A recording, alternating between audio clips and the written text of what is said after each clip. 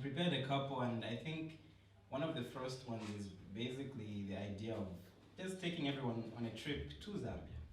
So, you know how everybody seems to like, maybe the only African words they know is maybe Hakuna Matata? Yeah, I want to change that by the time. Yeah, so the first piece that I have is entitled Mwaiseni Mukwai. So basically that's a Bemba word, because Bemba is a language in Zambia, it's also a tribe, and I belong to that tribe, and it means welcome.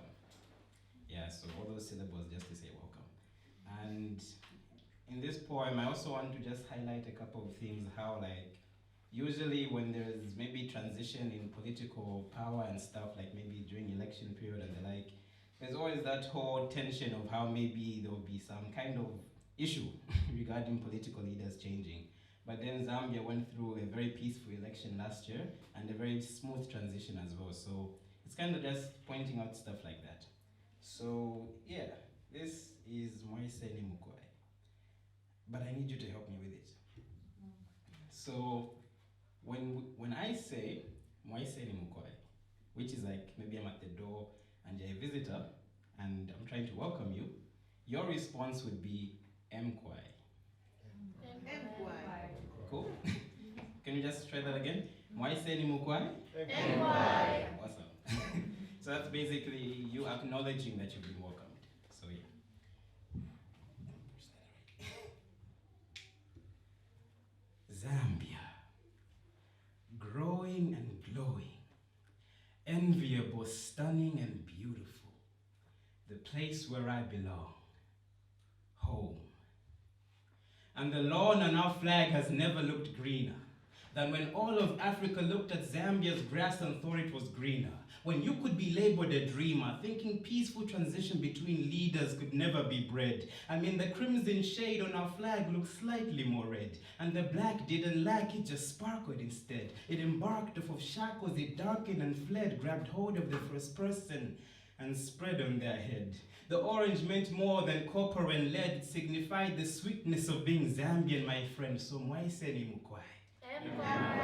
You see, I saw Zambia today, and I saw Zambia in the Washikulus, and in the kids who are hyped by tales of Kalulu, na Azimai dancing to the tales who are told by my Bululus, footloose I am fulu, of hope that we will be spoken about Mumasikulu. So I take ownership and I take pride, and of course I will speak with a flare in my eyes, just a little twinkle, a sparkle, a little something more, standing as a diamond before all I stand before, because I am a child of that soil, and the birth pangs of the ground caused quakes, so every time I speak a Zambian language, don't be surprised if the earth shakes, because it's in our cheers, it's in our dances, it's in our energy to take chances, to remind the whole world that no matter where you go, Zambia is the world's second home.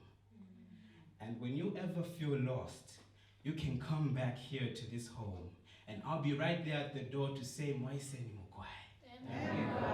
And I would welcome you into a square-floored home where my nieces are adored and my nephews explore, where they run across towers that link to form the image of a king they aspire to be. I'll let you meet all my siblings and all our 72 tribes, 72 bedrooms, as I walk you past the wall that's got the Mosotunia Falls, which is more like a framed picture on our wall. You see, I'll let you walk into this home's kitchen, and you realize its mothers are gifted when you have a sniff and a whiff of that is sourced from dishes like fried fishes and fisashi that is finely fitted with vinkoala as a final feature. You see, there are 4 generations that reside in this home's 4 walls, as great-grandmothers trickle down to great-grandchildren, because it's great to have children who are proud and free.